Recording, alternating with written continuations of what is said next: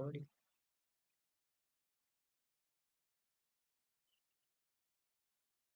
Dear students, welcome all of you in our second unit, one short video of second unit second, that is AC circuit, single phase AC circuit. First, how are you students? How is study going on? Oh, all is well. Okay, continue करते हैं और आपको ये मेरा video बहुत fully support इसमें आपको मिलेगा एसी सर्किट के सारे फेजर डायग्राम्स, वेव फॉर्म्स, उसकी डेफिनेशंस, उसके न्यूमेरिकल्स और सारे बेसिक ऑब्जेक्टिव क्वेश्चंस, 7 मार्क्स के क्वेश्चंस सारा रिकवर हो जाएगा. In short, we will hear for you, dear students. Okay, welcome you in AC circuits. Okay, AC single phase AC circuit, the waveform of this is shown here. Okay, so basically two types of supplies are there, AC and DC, and we studied in last lecture that how AC is generated. AC is generated by Faraday's law of electromagnetic induction. और इसमें क्या करते हैं तो north और south के बीच अगर एक कॉइल जो करंट कैरी नहीं है इनिशियली करंट कैरी कर सकती है, that means a coil is moving in this, and it states that the Faraday's law states that क्या स्टेट करता है, when a coil is placed in a permanent magnet and rotating in anti-clockwise direction, then according to the d phi by dt rate, the flux cutting rate जो है उसके according EMF induce होगा, and this EMF will shown by minus n d phi by dt. Rotating EMF है उसकी wave form हमने यहाँ दी है. This EMF will causes to produce a current. This shows the AC current. Okay, AC means alternating cycles of current, that is positive cycle, negative cycle, positive cycle, negative cycle, in such a way complete cycle. This is the waveform of DC supply. DC is a constant. That means अगर time की बात करते हैं इसमें time के according ये 0 to pi to 2 पाई तक चला जाएगा. इसी तरीके से डीसी में टाइम नहीं रहेगा, that means it is a constant wave form. AC, why everywhere we use AC. आप देखते हो कि जनरेशन भी एसी है, transmission distribution all is in AC, और हम single phase supply is use for the domestic applications, that is 230 volt 50 hertz का AC supply हम घर में सब जगह यूज करते हैं. क्यों? क्योंकि उसका it is a very convenient use to long distance transmission also, और उसके साथ हम वोल्टेज को स्टेप अप और स्टेप डाउन लेवल्स में कर सकते हैं, क्योंकि एक ट्रांसफार्मर एक स्टैटिक डिवाइस जो है वो एसी में ही वर्क करता है. इसी तरीके से लॉन्ग डिस्टेंस से हमें जनरेशन से लेके हाउस होल्ड एप्लीकेशन तक जो कि लेके आना है सप्लाई को, जो पावर ग्रिड के थ्रू या पावर सिस्टम नेटवर्क के थ्रू, वो हमें आसान हो जाता है. That is more efficient, economical. Okay, AC motors जिस सप्लाई पे चलती है that is a single phase supply, तो या 3 phase supply are very simple in construction, more efficient, robust as compared to the DC motors. This is the sinusoidal waveform of a AC. This is the alternating. अभी हमने दिखाया origin से जा रहा है इस तरीके से. इसका अगर हम एक इक्वेशन फॉर्म करते हैं sinusoidal, इंस्टेंटेनियस वैल्यू इक्वेशन कहा जाता है. Instantaneous values are in always in a sine form, that is it is denoted by small v, that is v max sine of theta या ओमेगा टी ले सकते हैं, और फाई इज द एंगल माना जाता है उसको. ठीक है, तो v m is the maximum voltage, v is the instantaneous voltage. ठीक है, वी एम यहाँ पे वी मैक्स है, मैक्सिमम वोल्टेज. तो इस वेव फॉर्म में अगर हम साइकिल के थ्रू जाते हैं तो highest amplitude it is called as a maximum value. तो क्या क्या डेफिनेशंस आपको बेसिक आनी चाहिए. तो फर्स्ट ईयर इलेक्ट्रिकल के स्टूडेंट्स हो या ऑल ब्रांच के स्टूडेंट्स हो, इलेक्ट्रॉनिक्स, इनको सिंगल फेज एसी का कंसेप्ट वेरी इंपॉर्टेंट है. बहुत सारे आपके गवर्नमेंट सेक्टर्स एग्जाम्स में इसी सिंगल फेज पे बहुत सारे बेसिक क्वेश्चंस आते हैं. ओके, तो इसके क्या क्या इंपॉर्टेंट डेफिनेशन है. What is mean by cycle. Cycle means positive cycle and negative cycle. It completes in a time period t. This called as a cycle. Okay, alternation means one half, means alternation होता है positive हो गया negative, negative के बाद फिर positive negative, in such a way, this is called as a alternation. Time period is taken in AC cycle. Frequency, frequency means how much cycle made per second, that is time required to complete the one cycle, f is equal to 1 by t। okay, amplitude क्या होता है, तो highest amplitude is called as the peak value बेटा, या तो उसको हम maximum value of current कहते हैं तो आई मैक्स हुआ, और वोल्टेज के वेव फॉर्म में देखते हैं तो ये वी मैक्स हुआ। इसी तरीके से पीक वैल्यू हमने पढ़ा। पीक और आरएमएस वैल्यू की बात करते हैं। Peak value it is I max या तो V max, average value it is I average या तो V average, and RMS value is a root mean square value, that is I RMS current की हो गई, वी आरएमएस वोल्टेज की हो गई बेटा। ओके, अब बच्चों देखिए पीक वैल्यू डेफिनेशन करते हैं तो it is the highest value, it is denoted by V max और I max.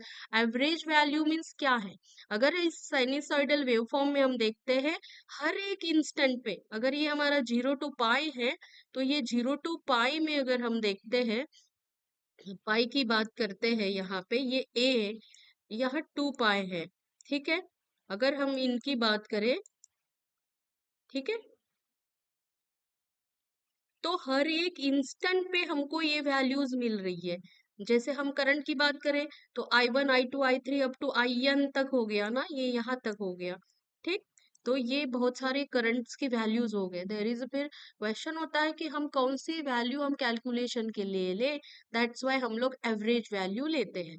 That is I average is all the sum of all instantaneous values। okay, that is I1 I2 I3, notes में यहाँ दिखा हुआ है। I average means mean value, okay, to the base n। Okay, तो यहाँ हम लिखते हैं I average is I1 plus I2 plus I3 up to IN, और divided by n means area, that is a base कितना है, हम अब एक एरिया पे करते हैं 0 to π पे, क्योंकि हम हाफ पे करेंगे, क्योंकि हाफ की वैल्यू पॉजिटिव सपोज अगर हम लेते हैं 250 है, और निगेटिव की 200 माइनस 250 आएगी 250, दोनों के एडिशन करोगे तो प्लस माइनस जीरो हो जाएगा। That's why we are taking for the calculation only one half cycle। okay, means 0 to π लेंगे। अगर हम पाई लेते हैं तो एक पार्ट को हम इंटीग्रेट करते हैं कि भाई हमारा एवरेज क्या आएगा, तो एज पर दिस एक instantaneous value I is equal to I max sine omega t है। जैसे हमने क्लास में भी इसको डिराइव किया है बच्चों कि आई एवरेज क्या आएगा, तो 0 to π में आई डी ओमेगा टी तक रिस्पेक्टिवली करते हैं, ये हमारा I max sine omega T हो गया।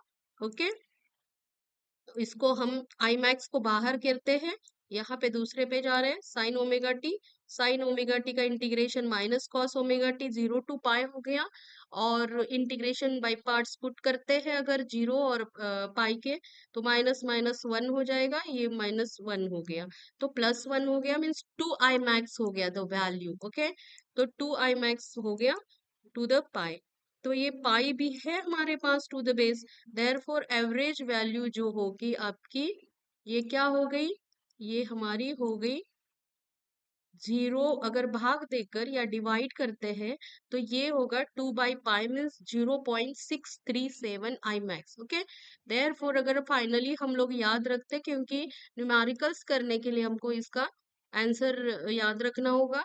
डेरिवेशन आपको 7 मार्क्स के लिए आता है। Once I can go through this derivation, I D omega T, I means एक instantaneous value, I max sine omega T को इंटीग्रेट कर लिया, ये minus cos omega T integration put up कर लिए। ओके बच्चों, अब आते हैं हमें फाइनली क्या याद रखना है for each time, every time हमें कैलकुलेशन में, तो एवरी टाइम हमको याद रखना है I average is equal to 0.637 in the terms of I max.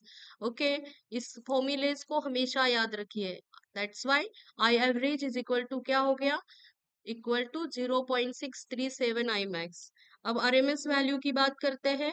RMS value stands for root mean square value, it is called as effective value. Okay, अब effective value में हम लोग आते हैं, RMS value is defined as square root of, means किसका square करेंगे, means value का square करके फिर उसका स्क्वायर रूट लेंगे तो स्क्वायर रूट वैल्यू आएंगी। तो हम लोग एक लेते हैं 0 to π तक का, फिर से इंटीग्रेट करते हैं। फर्स्ट इंटरवल में हो गया I², सेकंड इंटीग्रल, और इसी तरीके से हम लोग फाइंड आउट करते हैं और इंस्टेंटेनियस में। और एक इंस्टेंटेनियस वैल्यू मीन्स हर एक का इंस्टेंटेनियस का स्क्वायर करते गए in the area of n, और हमारा उसका स्क्वायर का हमें इफेक्टिव वैल्यू मिलेगी। रूट मीन्स स्क्वायर वैल्यू का अगर हम डिराइव करते हैं तो इस तरीके से है कि हमने I is equal I max sine omega T कर दिया, आई मैक्स को हमने पुटअप कर दिया, आई मैक्स साइन थीटा कर सकते हो, ओमेगा कर सकते हो, उसका स्क्वायर कर लिया, फिर उसको रिप्लेस कर लिया। Sine square means 1 - cos 2 omega टी/2 हुआ, इसको रिप्रेजेंट किया। फिर इनको हमने साइन का एंगल के फॉर्म में कर दिया, तो sine A - B plus sine A - B/2, इसको हमने सॉल्व कर दिया। तो हमारा आंसर आता है IRMS is equal to I max by √2। Okay, ये आ गया। ठीक, अब हम आते हैं कि तो हमने दो डेफिनेशंस हमने पढ़े। एक तो हमारा maximum value means highest value, instantaneous means I is equal to I max sine omega T, I average is equal to हमने देखा हमारा 0.637 आई मैक्स, और I R M S is equal to I max by √2। √2 की value 0.707 होती है। Form factor क्या है? Form factor is defined as, अब देखिए फर्स्ट हम लोग याद रखते हैं यहाँ पे फॉर्म फैक्टर और पीक फैक्टर वैल्यूज है। ठीक है, तो पहले हम लोग ना यहाँ पे नोट्स में दिया है, लेकिन हम याद रखते हैं पीक फैक्टर क्या है।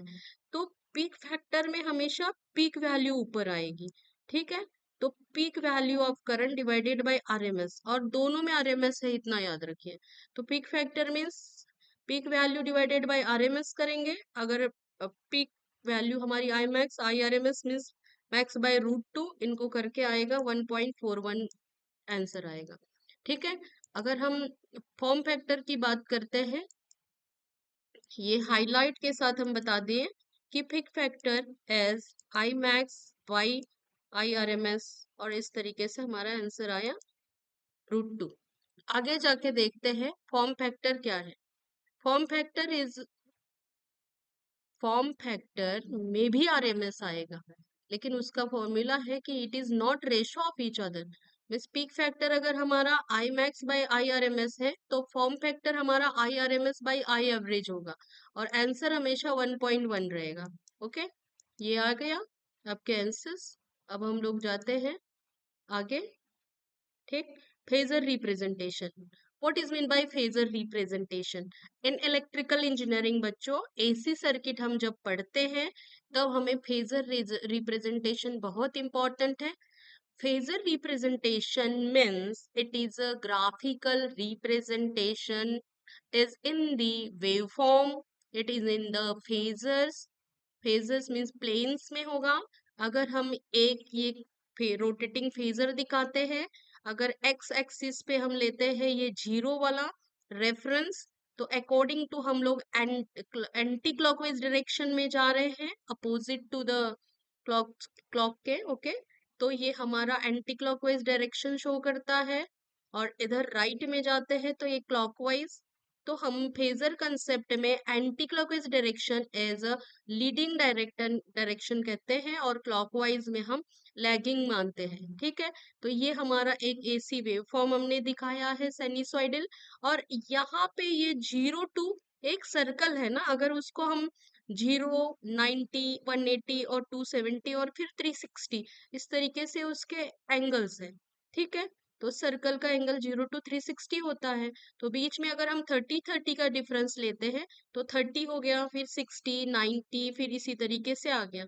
तो ईच एंड एवरी आपके 30 पे अगर है, तो इसको अगर हम वेवफॉर्म पे लेते हैं तो ये 30 रिप्रेजेंट कर रहा है। Means it is the magnitude आपकी यहाँ की होगी वाई एक्सिस पे, और एक्स एक्सिस पे एंगल शो की है, it is in the time period wave form पे। ओके, इसी तरीके से 60 पे उसकी maximum value 60 angle wave form पे मिलेगा।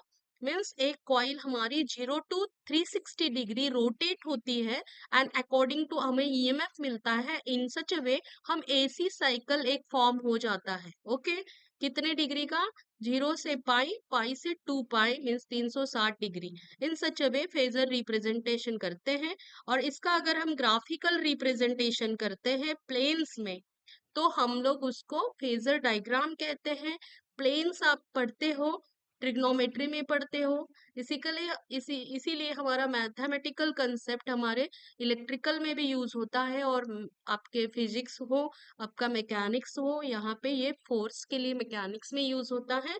और सिमिलरली हमारे इलेक्ट्रिकल इंजीनियरिंग में हम लोग उसको मैक्सिमम वैल्यू, फिर एंगल के फॉर्म में, और हमारा एक फेजर कंसेप्ट की बात करते हैं तो उसमें कौन लीड हो रहा है, कौन लैग हो रहा है, कौन सी क्वांटिटी रेफरेंस क्वांटिटी है, ये हम इस वेव फॉर्म पे रिप्रेजेंट करते हैं।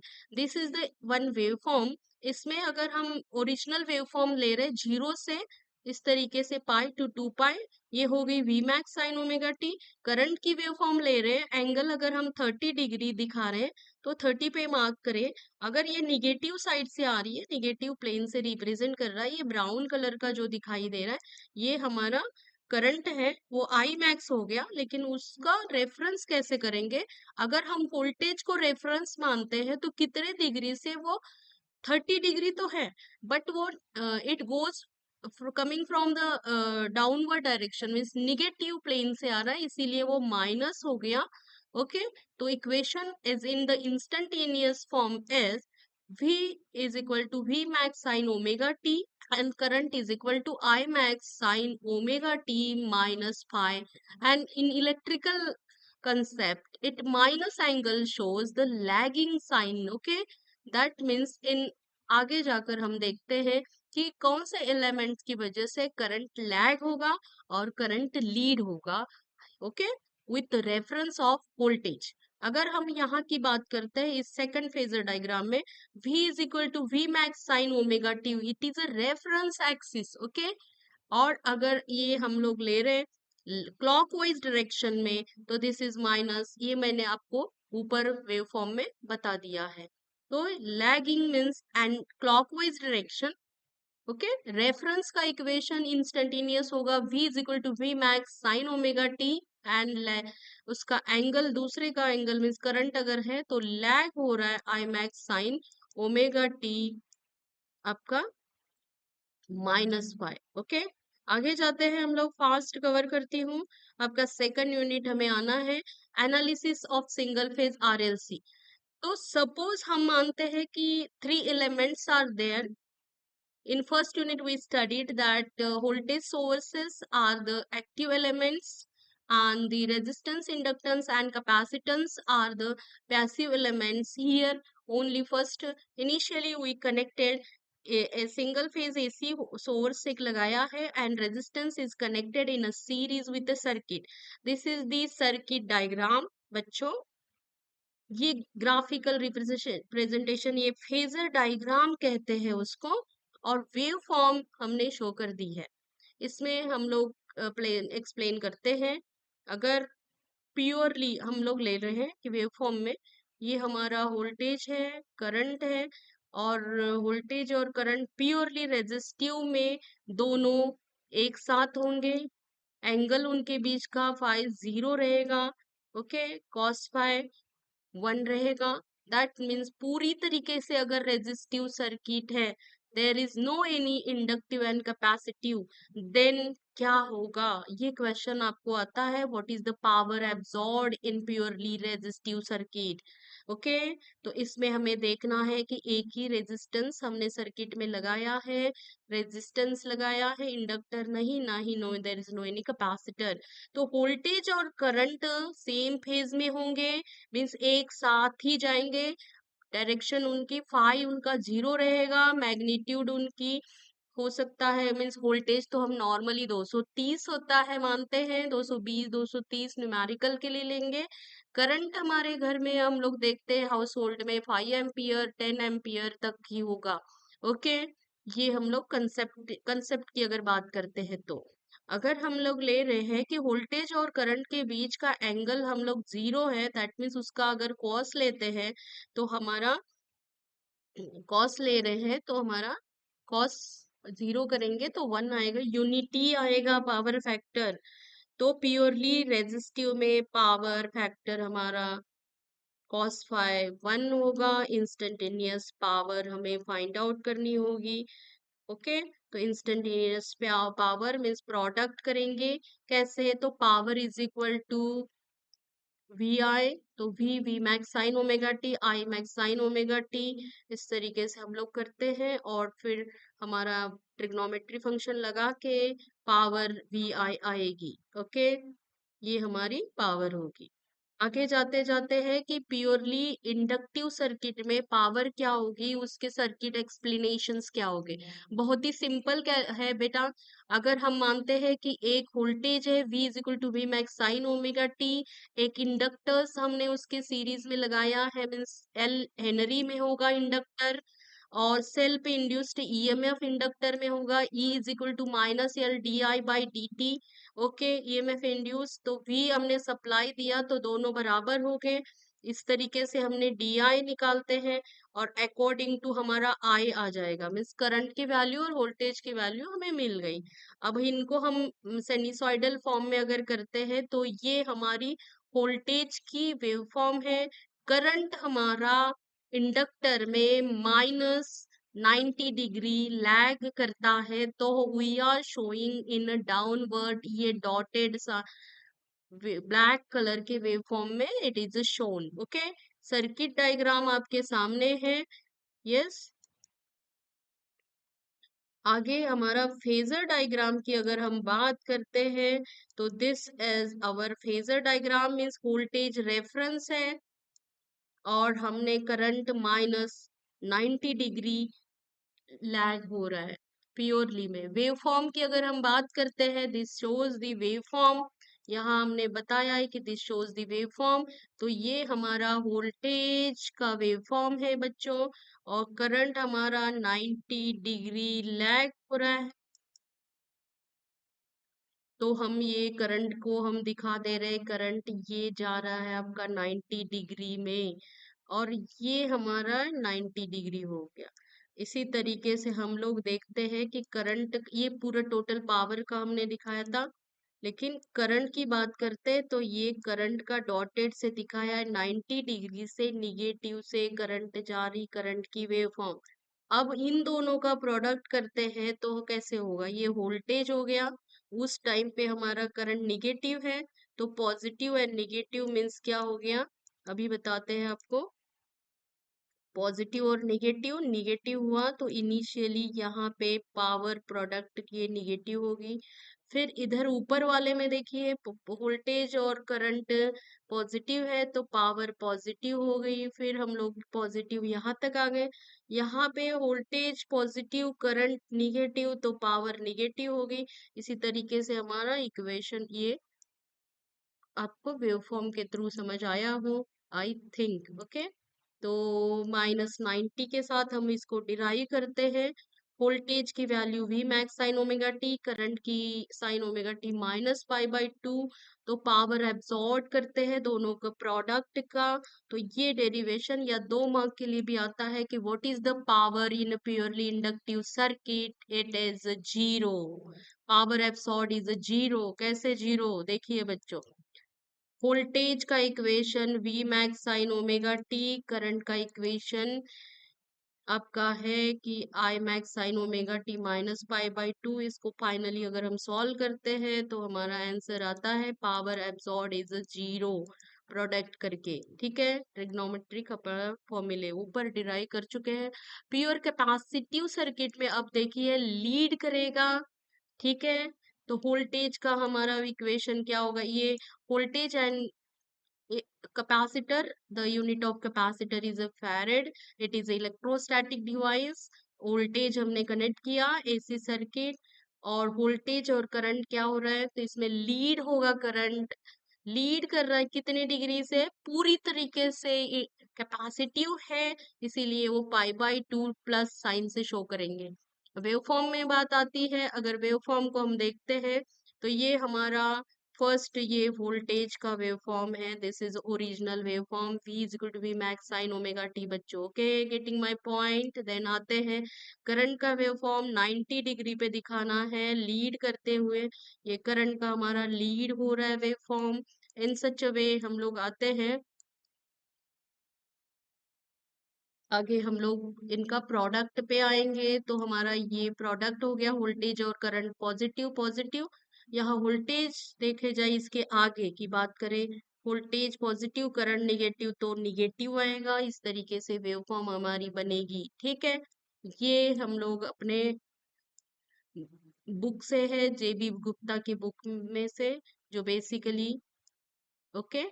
अब हम लोग आते हैं, ये वेव फॉर्म्स हमारी कंप्लीट हो गई, okay go through it.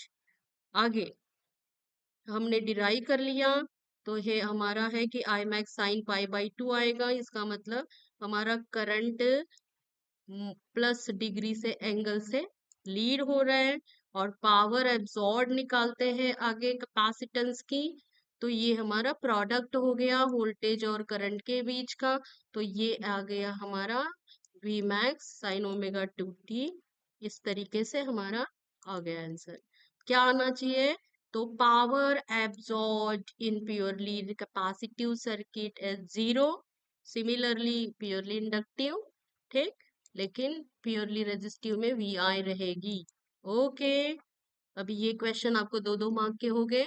And what is the purely, अब मैं once again asking the questions, purely inductive में वोल्टेज का और करंट के बीच का एंगल कितना होगा, तो minus pi by 2। Okay, wave form में माइनस से शो करेंगे। इक्वेशंस क्या होंगे, v is equal to V max sine omega T, I is equal to I max sine omega T minus pi by 2। Power क्या होगी, power inductive में zero रहेगी total, और इसमें कैपेसिटिव में पूरी तरीके से भी जीरो रहेगी। इक्वेशन है, करंट टाइप का प्लस एंगल रहेगा। आरएलसी सीरीज पे आते हैं बच्चों, एक आरएलसी सीरीज सर्किट है, voltage of constant magnitude is applied, तो वी आर वी एल हो गया। इसी तरीके से हमने सीरीज सर्किट के जो बेसिक्स है हमारे, तो सीरीज सर्किट में करंट सेम पास होता है, means total current I, total current passing through the resistance I R and I L same होंगे, वोल्टेजेस डिफरेंट होंगे वी आर और वी एल। इसी तरीके से V R is a voltage across resistance, V L is a voltage across inductor, V is a total voltage. In such a way अगर हम आते हैं, ये हमारा इम्पीडेंस ट्रायंगल या हम वोल्टेज ट्रायंगल की बात करते हैं, तो एक्स एक्सिस पे हम लोग शो करते हैं वी आर, ये हमारा हो गया एक्सएल, ठीक है, V L voltage across V L, that is I into XL, ठीक है। ये बेसिक चीजें हैं, बेसिक समझ लीजिए। और इम्पीडेंस ट्रायंगल, चाहे हम लोग वोल्टेज ट्रायंगल चाहे पावर ट्रायंगल, ये रेजिस्टेंस हो गया, ये इंडक्टर का हो गया वोल्टेज, ये हमारा टोटल वोल्टेज आपके इम्पीडेंस का हो गया, ठीक है। V is equal to I into Z. In RLC series circuit में आ गए हम लोग, V इज इक्वल टू क्या हुआ, total voltage root of V R square plus V L square. Currents क्या हो गए, सेम हो गए, total current I R equal to I L equal to total current I, तो V is equal to I into Z, तो Z कैसे निकलेगा, Z is equal to root of R square plus X L square. Okay, हम tan phi और ये त्रिकोण की बात करते हैं, सब लोग जानते ही है इम्पीडेंस ट्रायंगल क्या होता है। इम्पीडेंस ट्रायंगल इस तरीके से हम लोग ड्रॉ करते हैं, यस दिस इज व्हाट, ये हमारा R हो गया, ठीक, ये हमारा X हो गया, और रिजल्टेंट इज अ Z। इस तरीके से हम Z is the impedance root of R square. अगर हम प्रोडक्ट लेते हैं, ये हमारे त्रिकोण से, कॉस फाई क्या होता है, पावर्स हमारे तीन हैं, active power V I cos phi, reactive V I sine phi, apparent V I power. Okay, V I cos phi is active power. The unit of active power is kilowatt से ले लेंगे, reactive power का kVAR, that means ये जो vertical वाला जो component है, जो हम लोग अभी इस तरीके से हमने ड्रॉ किया था,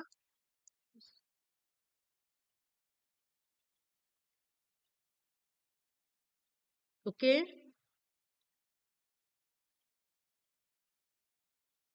ये cos phi means R by Z। Okay, power निकल जाएगी, आई स्क्वायर आर से पावर कंज्यूम्ड आ जाती है। पावर्स हमने शो कर दिए हैं। ओके, देन एक्सप्लेन करते हैं कि what is real power. It is power, real power, it is a power actually consumed और इट इज यूटिलाइज्ड। इट is called as a true power, that is a VI cos phi. The unit of this is watts.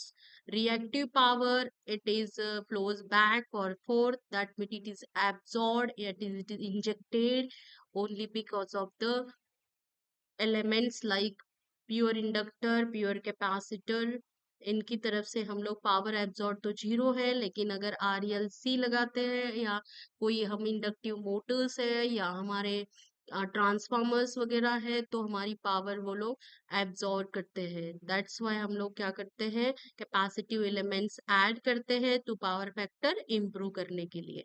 Apparent power, it is the product of VI हो गया, that is power is root mean square value, it is voltage and current का जो product है। The apparent power, the unit अगर के में है तो किलो वोल्ट एम्पियर हुए, अगर हम मी एम लेते हैं तो ये मेगा वोल्ट एम्पियर्स हो गए।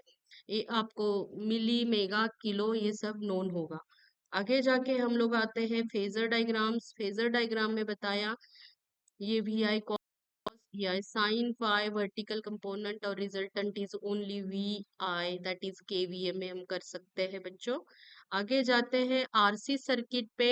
RC means resistance and capacitance are connected in a series with a single phase AC voltage. Okay, current in this series circuit, I total current IR equal to IC. Currents are same, voltages are different. This is the concept of the series circuit. VR is voltage across resistance, VC is voltage across capacitor, and V is the total RC voltage.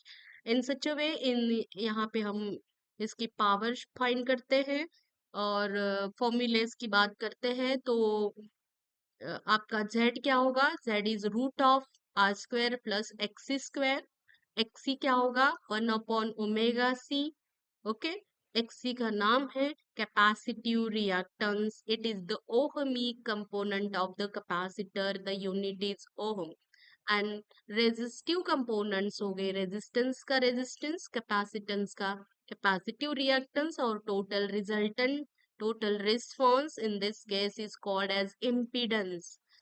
Okay, Z is root of, ये magnitude find करने के लिए root of R square plus X square, and normal equation होगा Z is equal to R plus J X C. Okay, अगर उसमें power factor दिया है leading तो जो XC कंपोनेंट होगा वो कैपेसिटिव होगा, या अगर बोथ है तो XL और XC में XC is greater than that of XL। Okay, इस तरीके से कंसेप्ट है। अब RC सीरीज सर्किट की पावर निकालते हैं तो पावर हम लोगों को फाइंड करनी होगी, VI cos phi से आएगी। आगे जाके cos phi means R by Z हो गया। ओके, power consumed I square R से निकलेगी and V is equal to I into Z हो गया। ओके, अब ये ट्रायंगल्स है बच्चों।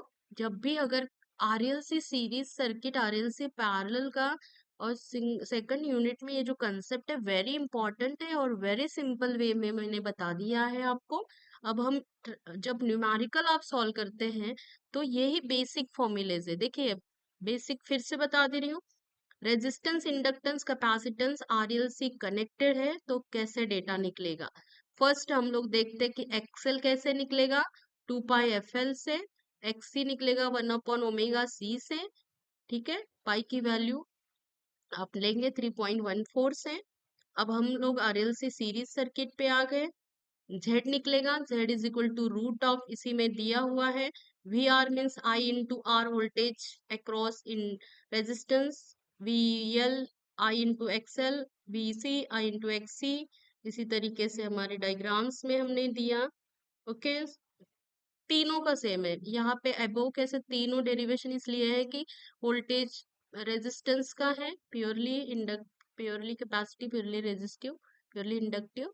फिर है कि ये इस वाले में RL है, RC है, और RL सीरीज सर्किट का है। तो अब हम लोग आते हैं ये तीनों का concept. RLC are connected in a series circuit, resonance circuit. क्या होता है इसमें, रेजोनेंस क्या है? Resonance means it is a condition when three resistive is electric circuit, inductor is electromagnetic circuit, capacitor is electrostatic circuit. When a voltage of constant magnitude but a varying frequency is applied across it, तो क्या होगा? यल का जो electromagnetic इसका जो formula है XL, ठीक है, एक्सएल क्या है? तो ओमेगा यल। अगर फॉर्मूला लेते हैं 2 पाई एफ एल हुआ है ना, तो फ्रीक्वेंसी के डायरेक्टली प्रोपोर्शनल है। और एक्सी में क्या है? ये इनवर्सली प्रोपोर्शनल है, 1/2 पाई एफ सी। ठीक है, तो क्या होगा? वेरिंग फ्रीक्वेंसी में ऐसा एक टाइम आएगा कि इस पे डायरेक्टली एल पे प्रोपोर्शनल है और सी में कब इनवर्सली प्रोपोर्शनल है। एक टाइम आएगा कि दोनों की वैल्यू एक्सएल की और एक्सी के सेम हो जाएगी। तो ये क्या है? इसकी वजह से मीन्स यहाँ पे resonance is a series circuit हमने दिया कि इंडक्टर और कैपेसिटर कनेक्टेड है, तो रेजोनेंस ऑकर होगा वैरिंग फ्रीक्वेंसी पे, दोनों का जो ट्यूनिंग बनेगी। ओके, तो ये क्या करता है, हम जो नॉइज फिल्टरेशन है, एसी फिल्टर्स है, रेडियो फ्रीक्वेंसीज हमें देखनी है, ट्यूनिंग करना है, इसमें हमें रेजोनेंस सर्किट की मीन्स हमें वेरी सिलेक्टिव ट्यूनिंग सर्किट करना पड़ता है। तो ठीक है, इसीलिए हम लोग इंडक्टिव सर्किट के बेसिकली जा रहे हैं कि एक्सेल निकाला, ये अभी मैंने एक ओरली एक्सप्लेन किया था, शोन इन हियर। तो एक्सेल कंपोनेंट अगर ग्रेटर है then X C, then circuit is inductive. यहाँ एक्सी इज ग्रेटर है तो कैपेसिटिव। जेड निकल आएगा आपका रूट ऑफ ये सीरीज रेजोनेंस फ्रीक्वेंसी निकालते हैं। अब देखिए फ्रीक्वेंसी की अगर बात करते हैं, फ्रीक्वेंसी और रिएक्टेंसेस में हम लोगों का एक इंसिडेंट आ जाएगा, उसको हम रेजोनेंस फ्रीक्वेंसी कहते हैं। ठीक है, एक्सेल और माइनस इंडक्टिव और कैपेसिटेंस जो इक्वल हो जाएंगे। कभी लेसर होगा तो इस साइड में कैपेसिटिव में आएगा, और ग्रेटर होगा तो इस साइड में आएगा। मीन्स एक टाइम आएगा कि वो इक्वल होंगे, और इस फ्रीक्वेंसी को हम लोग कहते हैं रेजोनेंस फ्रीक्वेंसी। ओके, यहाँ हमने शो कर दिया। आगे हम आते हैं रेजोनेंस फ्रीक्वेंसी को, अगर एक्सएल और एक्सी, तो X L is 2 pi F L, X C is 1/2 pi F C. ठीक है, अगर हम बात करते हैं, इस पे हाईलाइट करके दिखाया है मैंने। ओके, और तो क्या हुआ, एक साइड में एफ रख दीजिए, बाकी साइड में कैरी ऑन इधर साइड कर लीजिए, तो 1/4 पाई स्क्वायर एल सी हो जाएगा। इस तरीके से हमारा सब इक्वेशन क्या होगा, resonance frequency means 1/2 pi under root L C हो गया। ये हमारा रेजोनेंस फ्रीक्वेंसी हर्ट्स में ली। ठीक है, अब हम लोग डायग्राम लेते हैं सीरीज की। Resonance frequency X C, capacitive X C greater या इंडक्टिव एक्सी इन ग्रेटर। यहाँ हम सीरीज सर्किट का रेजोनेंस कर्व लेते हैं। तो करंट रेजोनेंस कर्व क्या है, तो फ्रीक्वेंसी और करंट के बीच का है, ये मैक्सिमम आई मैक्स है। फिर यहाँ कहीं आपका आरएमएस आ जाएगा, और इनको अगर हम एक्स एक्सिस पे कैरी ऑन करते हैं तो हमारे पास दो फ्रीक्वेंसीज आएगी यहाँ पे, according to at this RMS value. कौन सी वैल्यू आएगी आपकी? F1 और F2 की बात आएगी। ठीक है, तो हमने रेजोनेंस कर्व को ड्रॉ करके बता दिया था। अभी यहाँ पे FR है रेजोनेंस फ्रीक्वेंसी। अब आते हैं हम लोग बैंडविड्थ क्या है। तो बैंडविड्थ मीन्स अगर पास वैल्यू पे, यहाँ दूसरे ग्राफ में शो किया है इन्होंने, मैं वही फर्स्ट वाले में बता रही थी। आगे देखिए, ये हमारा F1 है, ये हमारी F2 है। यहाँ हमने किया F1 lower half power frequency, F2 upper half power frequency, and this is हमारा मैक्सिमम वैल्यू ऑफ करंट। अगर हम बात करते हैं, okay, and what is resonance curve? It is a curve between frequency and current. इस तरीके से हम लोग आगे जाते हैं। ठीक है, RLC इम्पोर्टेंट आता है आपको रेजोनेंस के फॉर्मूला, क्यू फैक्टर क्या है, 1/r under root of L C. Okay, और रेजोनेंस कर्व पूछा जाता है, इसको याद रख लीजिए। ठीक है, बाकी हम लोग आते हैं अब RLC पैरेलल। RLC पैरेलल को हम कवर करते हैं, resistance, inductor and capacitance are connected in a parallel. Circuit की कंडीशंस ड्रॉ करते हैं। ओके, इस तरीके से हम इफेक्टिव पैरेलल सर्किट पे आया। इसमें Z आपका जो होगा रेजोनेंस का L/CR होगा। ओके, L/CR से निकल जाएगा, तो हमारे वैल्यूज भी यहाँ पे चेंज होंगे। अब थ्री फेज बैलेंस सर्किट को हम अगले एक पार्ट 2 वीडियोस में हम लॉन्च करेंगे। ओके, टुडेज लेक्चर में हमने जो कवर किया है उसको हम वंस अगेन रिपीट करते हैं ओरली, कि आई मैक्स क्या है, maximum value of current, average value of current 0.637 I max. Okay, फिर RMS value I max by √2, power absorb wave form देखे, कंसेप्ट ऑफ पावर फैक्टर। यहाँ पे मैं वंस अगेन एक कंसेप्ट ऐड कर रही हूँ जो आपको 7 मार्क के लिए आता है, थेरोटिकल कंसेप्ट है। What is the power factor, what is the concept of power factor. Okay, ठीक। और what is the effects of the lagging power factor, improvement methods क्या है। तो अभी हमने देखा कि कॉस फाई और साइन फाई इस तरीके से कंसेप्ट था। तो वोल्टेज और करंट के बीच, the angle between voltage and current is called as a phase angle. It is denoted by phi. और उसका अगर हम cos लेते हैं तो that is called as a power factor. It is a cosine angle. The concept of cos phi is important in electrical engineering. Okay. So when we are connecting the various types of equipment, जैसे resistive, inductive, capacitive, resistance is a heating element, और ये जो inductor और capacitor है ये क्या करते हैं, तो ये एक एनर्जी को स्टोर और रिलीज करते हैं। एंड अकॉर्डिंग टू क्या हुआ, हमारा इंडक्टर जो है लैगिंग पावर फैक्टर दे रहा है, और कैपेसिटिव इक्विपमेंट्स हमारे पावर फैक्टर को इम्प्रूव करते हैं। तो there is a question, then what are the different electrical equipment जो एक्ट हो रहे इंडक्टर और एज एक्ट हो रहे कैपेसिटर। तो अगर हम किसी भी मोटर्स हैं उनका वाइंडिंग, ट्रांसफार्मर है ट्रांसफार्मर की winding, arc welding machines, arc furnaces are called as are acts as a inductor, and it provides the lagging power factor। Lagging power factor ये ड्रॉबैक है सिस्टम का। तो क्या होगा, तो as we goes on connecting the lagging equipment, ये क्या होगा, तो current is increased in a square proportional. That's why the conductor size of current required is a more is a larger. Then the cost of conductor is also increased, and that means the losses are increased, efficiency is also reduced, cost is also increased.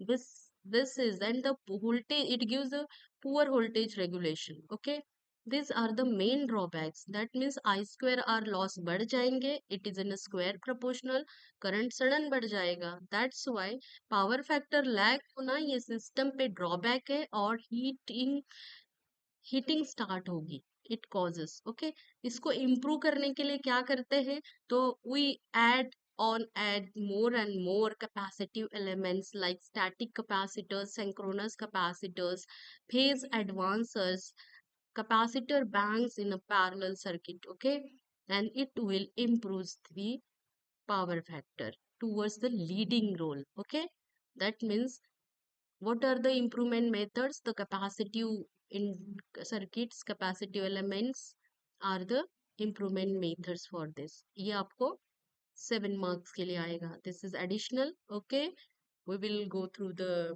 next. I will upload the next video on these numericals of this single phase AC circuits. Okay, all the best for this unit. Okay, next we will meet in online class. Okay, and jaldi hi I will launch my unit 3rd. Okay, okay, all the best, bachcho, bye.